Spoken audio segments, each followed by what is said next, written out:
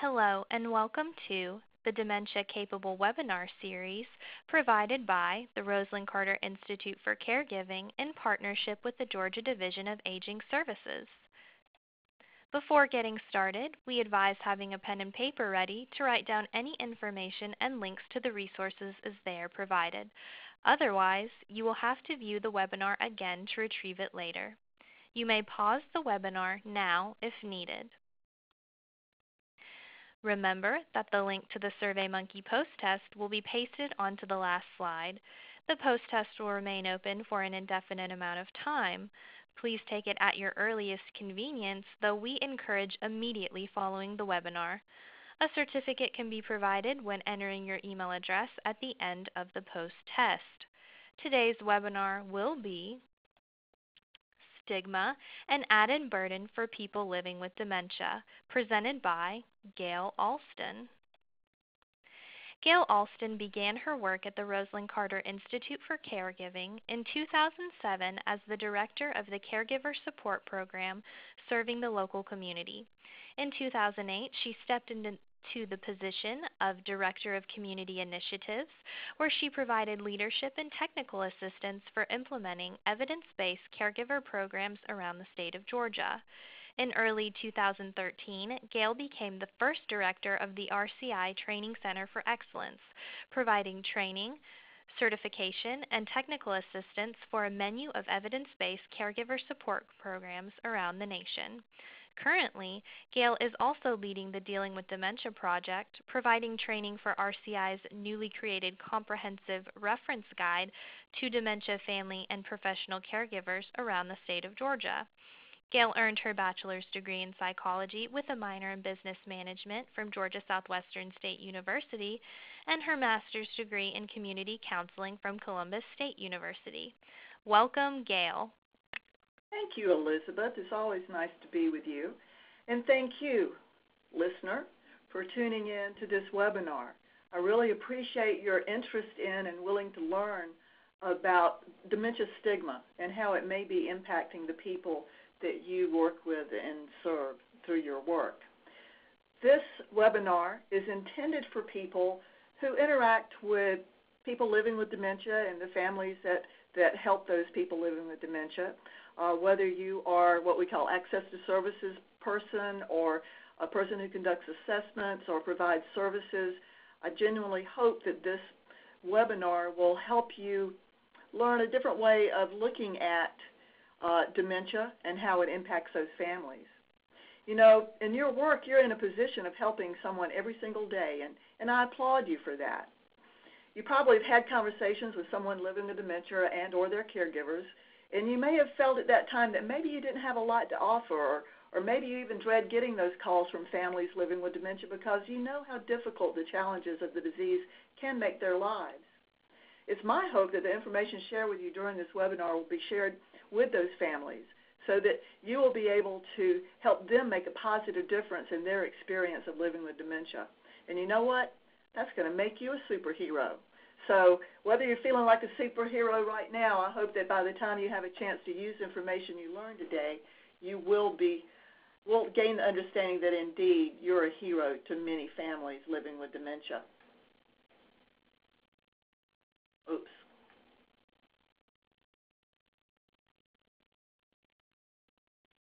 So let's talk a little bit about stigma.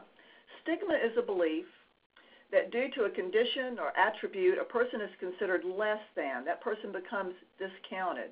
The definition on the screen says deprives a person of their dignity and interferes with their full participation in society. Now, this condition may be of no fault of their own, and stigma assigns certain deficits or unacceptable behaviors to the condition even when there's no current evidence of their existence. In other words, people may expect the worst possible dementia scenario from everyone who has a dementia diagnosis, even though they are in the early stages or have never exhibited those behaviors in their lives. Stigma lives because of prejudice and discrimination.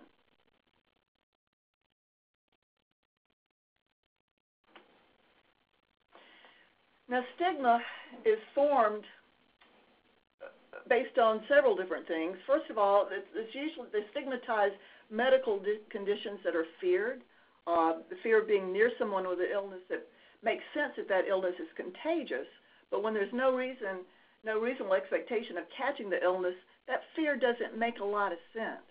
So the next step is that maybe the fear comes from the fact that they just don't understand the disease. They don't really understand where it comes from or the impact it might have. And that has because so many times people are basing what they think about a disease on what they see in the media, what they see in movies. And you may have noticed that when dementia is portrayed in our media and our movies, they generally show the worst case scenarios. They show people that are in the very late stages or people who are displaying some of those extreme behaviors that many people living with dementia never do exhibit. These kind of thinking about the worst case scenarios, that's what evokes the social prejudices. And it also helps people develop this idea that it's us versus them. That if they can somehow assign blame for the condition to that person who's living with dementia, then they can step back and say, you know what, is there something they did that caused that problem, so I don't have to worry about me having it. Also, sometimes people will avoid people with dementia, but for the very reason is that they don't want to be reminded that they are at risk of developing this condition that can be so difficult to live with.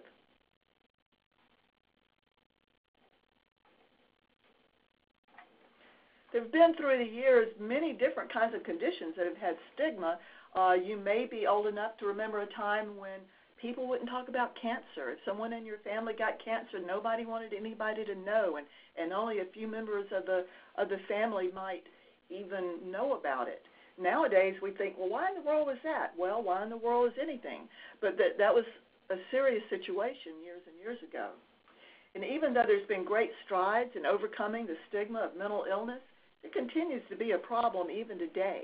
People don't understand mental illness, and therefore there remains a stigma to people who are living with different types of mental illness. There was a time when I was a young person, which seems light years ago, that children with developmental disabilities, they were terribly stigmatized to the point where a parent, if they gave birth to a child that had some sort of obvious developmental disability, the parents were told, put them in a home, put them in a facility, and walk away and just forget you had this child. Now, that's hard for us to imagine because so many children with developmental disabilities have proven to be such a blessing to their parents and such a blessing to their families and their communities. But there was a time when those children were warehoused and kept separate from society. And I'm sure most of us remember a time when there was a panic around HIV and AIDS, and people seemed to think that just being in the same room with someone who had HIV virus or had full-blown AIDS, that you could somehow contract the disease. Of course, nowadays we know that casual contact will not lead to getting those diseases. But there was a period of time when people really had to keep it secret if they had been exposed or if they're at risk of HIV and AIDS because they knew there would be a price to pay in society for that. And now we come to a time when dementia is experiencing its own level of stigma. And we want to fight back against that stigma. Now, some examples of how the stigma might play out, and you may have witnessed this yourself. I'm sure you may, if you've been around people living with dementia, you've probably seen how some people will talk to the person with the dementia diagnosis if they're a young child, or they might not talk to them at all. They might talk over them. They might talk to the person they're with. They might just ignore that person altogether.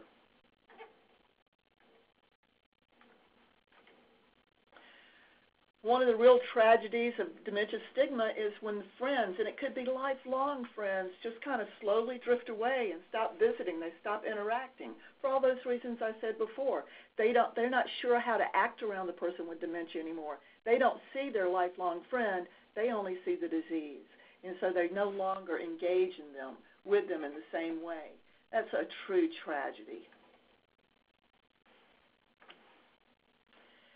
I've also seen people who will become very impatient with someone who's living with dementia, and if they repeat a story, they might snicker at them, or they might remind them, oh, you just told me this, Or sometimes when people, they'll have a change in their personal appearance. So many times I'll hear adult children talk about how, mother used to be so fastidious and now she goes out and her hair is all a mess. Well, messy hairstyle is not the end of the world. And people need to just overlook those small things and continue looking at that person they care about and love and be more understanding of their situation. And similar to talking over someone or around them, just writing them off in general, people like to tell themselves, well, they won't know what I'm saying, so there's no reason for me to talk to them. They really just absolutely discount the person from the get-go just because of their diagnosis.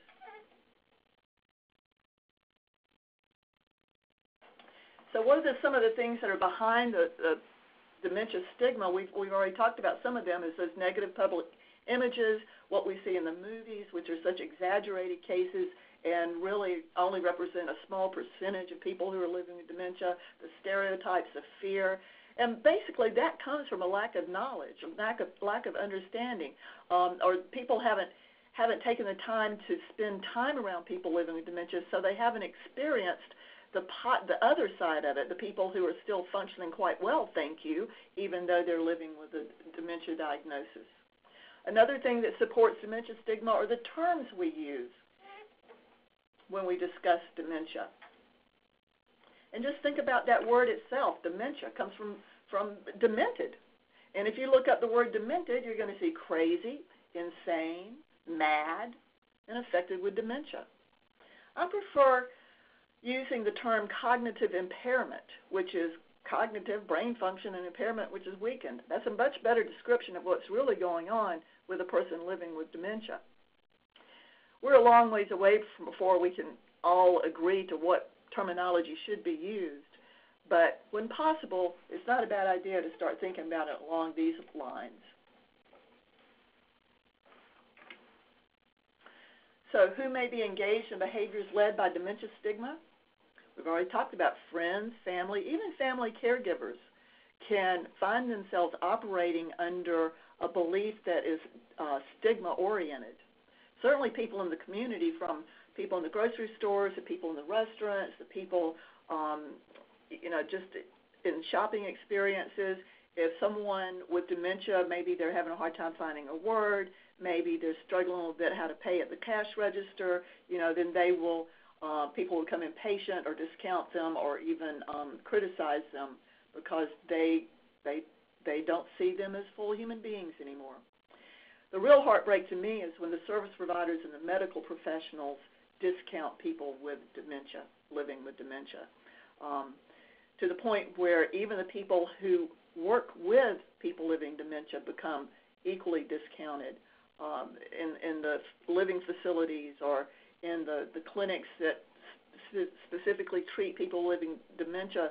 Those people who might be working in that field full time are not treated with the same level of respect, or they might even be assigned to those locations as a type of punishment, which is the opposite, because it takes a special human being to work with people living dementia.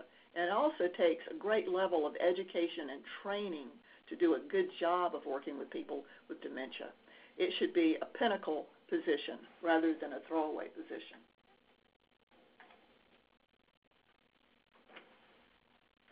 And before we sit around here and talk about all those bad everybody else is and beat up everybody else, maybe we ought to think about, what about me?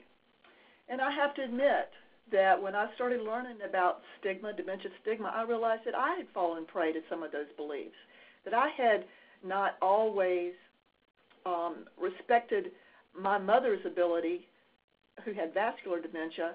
I called it being overly protective, but it was also, in a way, very discounting.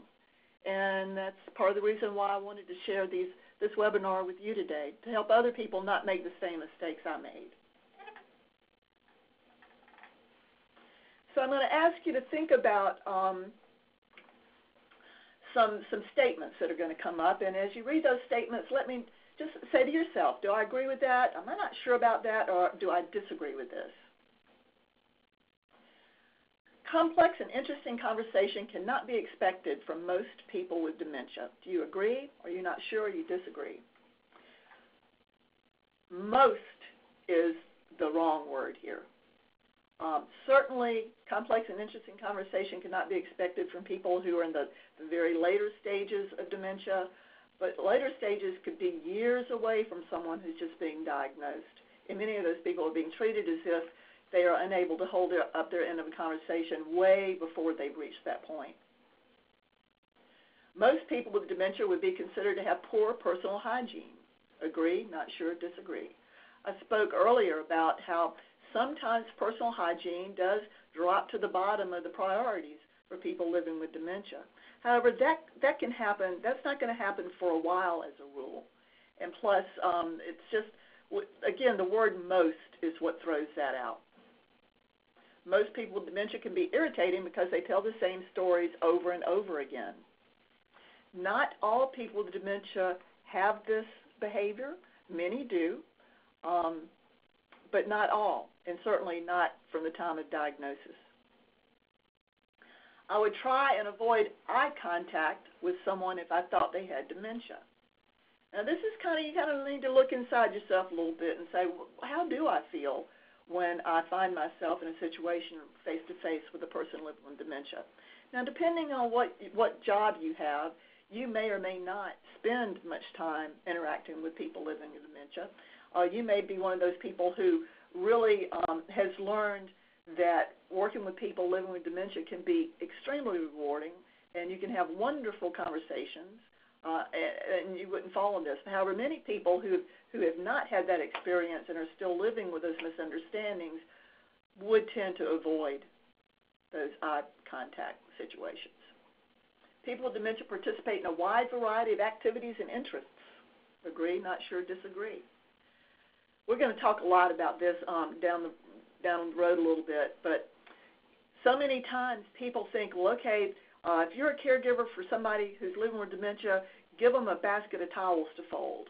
Well, that person may be holding a doctoral degree, and they may not be anywhere close to a point in time when folding towels is the best they can do.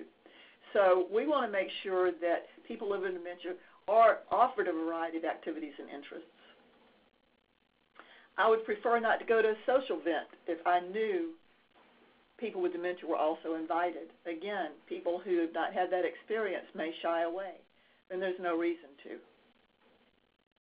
I wouldn't bother visiting a person with dementia because they wouldn't remember that I came.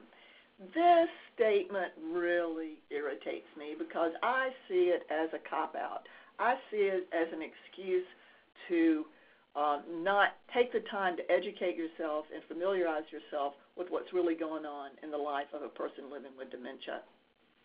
Even if they don't remember it, when you're there, they know you're there. And they need that contact. They need that interaction. It helps them in any number of ways. So using this excuse just won't fly. Sorry. There is no point in talking with a person with dementia because they will not be able to understand what I'm talking about. Well, early on, they'll definitely be able to understand what you're talking about.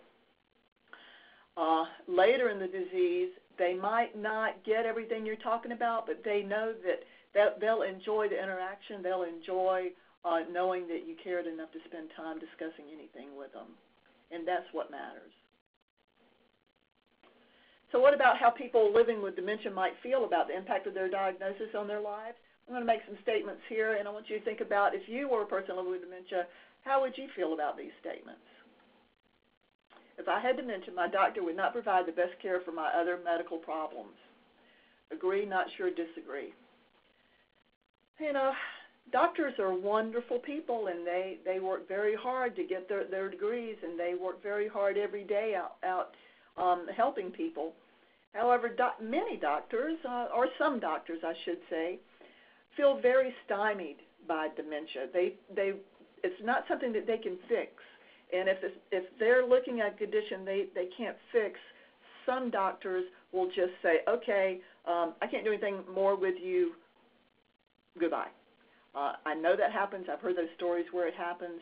So it's not unusual. This is a valid concern for people living with dementia, as is this. If I had dementia, my doctor and other health professionals would no longer listen to me. It's a valid concern. If I had dementia, I would feel ashamed or embarrassed.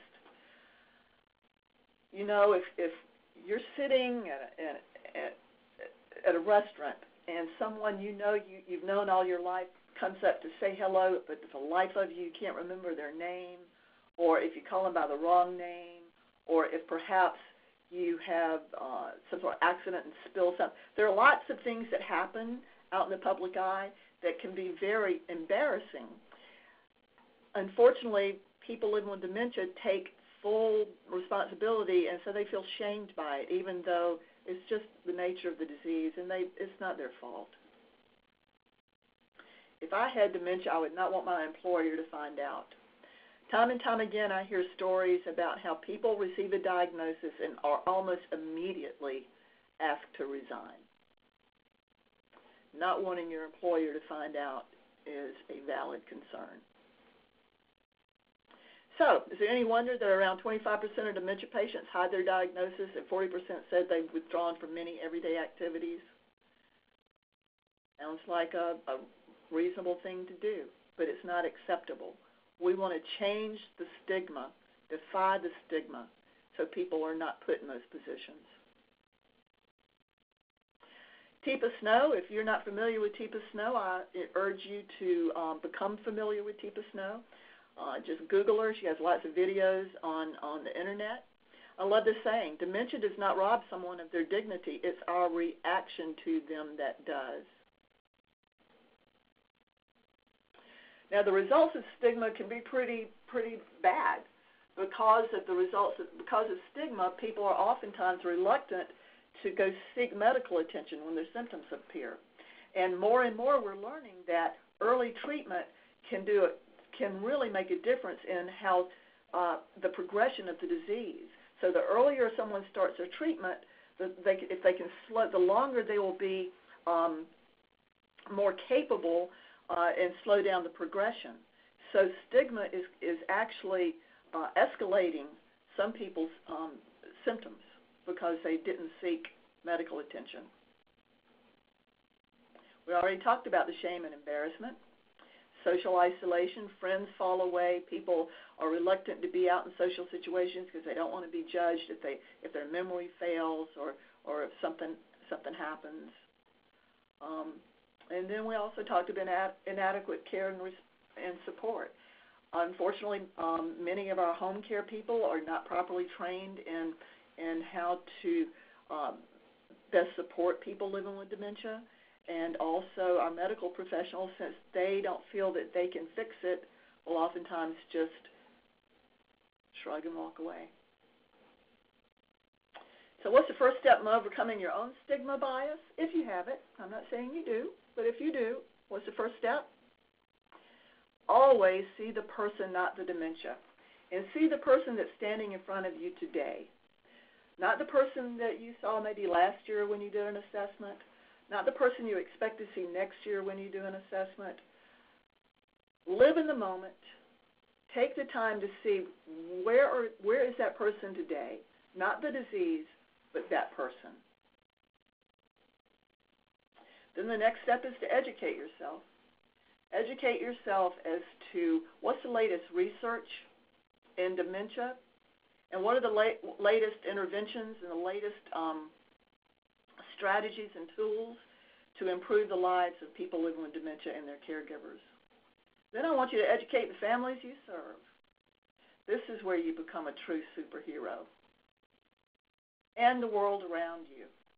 You know, sometimes we have opportunities to help others understand how their behaviors or the way they respond to people living with dementia doesn't have to be that way. I don't expect you to go up and give them a sermon. I don't expect you to go up and shame them. But any time you have a chance to educate someone to a better way, it's a win-win.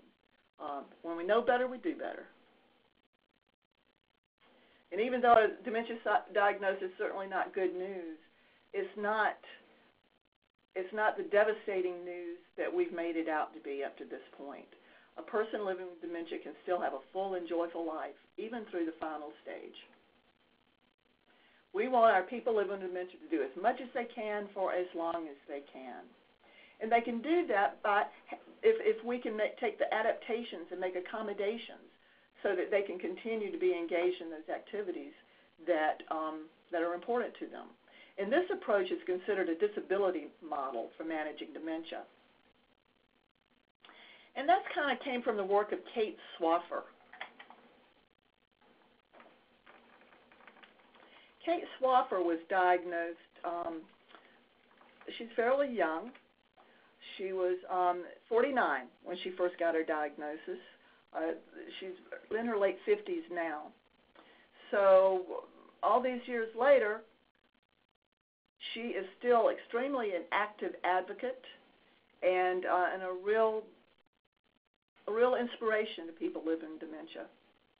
She's currently studying, 10 years after diagnosis, she's studying for her PhD. She's an eloquent speaker and an activist. And she was the one that coined the phrase,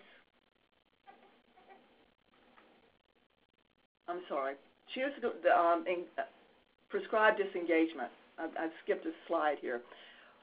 But she posed this question: why is it that one day I was studying for a doctoral degree, working full-time, volunteering, raising a family, and running a household with my husband, and the next day told to give it all up, to give up life as I knew it, and start living for the time I had left? That's the prescribed disengagement. Up to this point, many doctors have basically told people, you have dementia, get your affairs in order, and get ready for the end of your life. That's not the right thing to do. It's not appropriate, and it's certainly not helpful, because just like Kate Swaffer, so many people have a lot of living left to do after that diagnosis. As Kate says, I believe that people with dementia must stay engaged in their pre-diagnosis lives for as long as possible. So this business about quit your job, no. Stay in that job as long as you're able to do it. Your employer should be able to make some adjustments, or you may decide to go part-time, but stay engaged as long as you can. And if you get the assistance and support that they would offer to a person with a disability, then they should be able to stay engaged in their employment for much longer. As Kate says, I pursued and still carry out to this day non-pharmacological and positive psychosocial interventions daily, some more than once a day, as if it was the Olympics training of my life. And this is what I want you to share with the family caregivers and the people living with dementia that you work with. Now is the time to really become active. Physical exercise, being social with people who accept you and support you and engage with you. If you don't have hobbies, find hobbies. Engage in something that gives purpose to your life. That's going to slow the progression of the disease. You will stay well longer. Just, I have dementia, but I'm still me. Life changes, but it can still be good with dementia. That's the message we want to make sure people hear. Now, this gentleman here is, I really liked his story.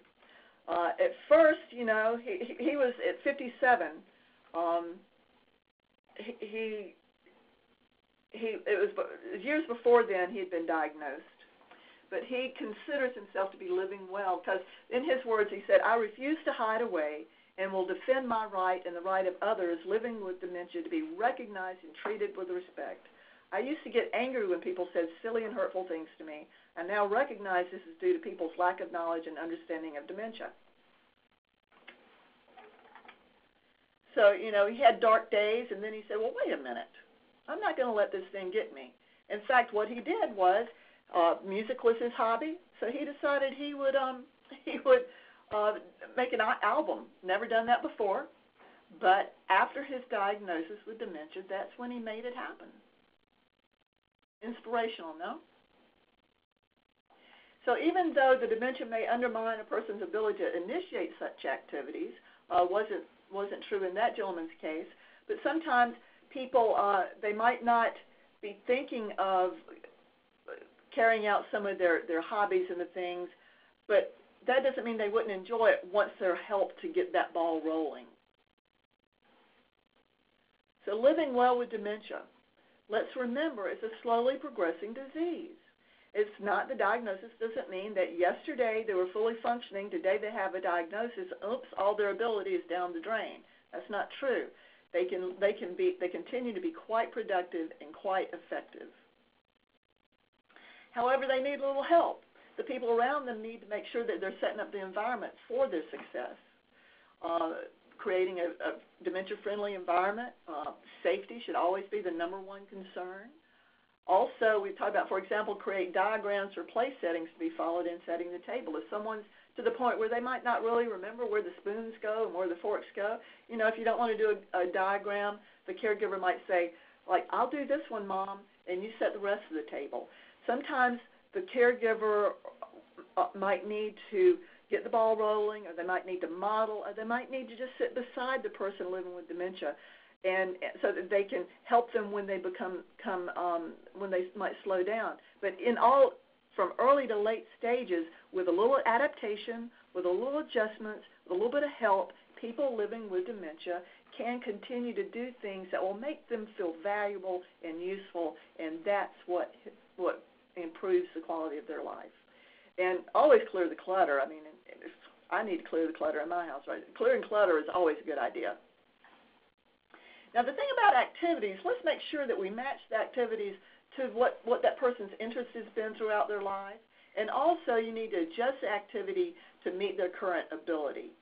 For instance, let's say someone used to make fishing lures, and that's what they love to do. Well, it could be that the caregiver would need to say, well, come on, Dad, let's make some fishing lures. And they sit down and step by step be working with him. It could get to a point where he might not have the ability to make the lures themselves, but he could sit and kind of instruct you. He could feel helpful because he can instruct you on how to make the lures. And it may end up one day that you're just pulling the lures out and talking about the fun times you had when you were fishing at that lake upstate. And but the fishing can continue to be a part of that person's life, just in a different way as their abilities change. So Google activities for people living with dementia. There are a lot of things out there. It's going to take some time to sift through them to find the right information you might need to come up with the best activities for the people you serve. But it's worth the time, because it's those activities that are going to make the difference in depression and in the progression of the disease. So are you feeling like a superhero yet? Do you feel like you have some information now that you can use to really improve caregivers and people living with dementia's lives? I think you do. Let's defy dementia stigma. We don't have to sit back and take this. We don't have to sit back and let people we love be mistreated because of a condition that they have no power over. Let families living with dementia know now is not the time to give up. Now is not the time to just call it a day and go into the house. Now is the time to rev up.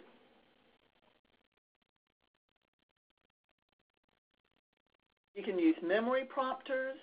That might help with the times where they might feel they're going to be embarrassed, like use those Post-it notes. It doesn't hurt to use reminders and prompts. Also, focus on remaining strengths. Caregivers, and I'm one of them, tends to spend time that woe is me mode where, we've lost so much. That's not helpful. We need to focus on, well, maybe she couldn't do this. She can't do this anymore, but she can do that. Let's focus on what can be done and offer whatever assistance they need to continue doing the things they enjoy for as long as possible. And we do that by, do your research, find out those activities, provide opportunities, and you may have to remind them and model them. You may have to break the larger task into smaller steps, and just plan on that. Plan ahead. And if you see someone becoming frustrated because they can't keep up, then either slow down or say, you know what, Dad, let's do this tomorrow. Let's go take a walk, or let's go make a snack. You can make adjustments that will simplify the task and activities. And if the friends have disappeared, if the social invitations are no longer come in, guess what? It's time to make new friends. Now, memory cafes are beginning to sprout up across the country.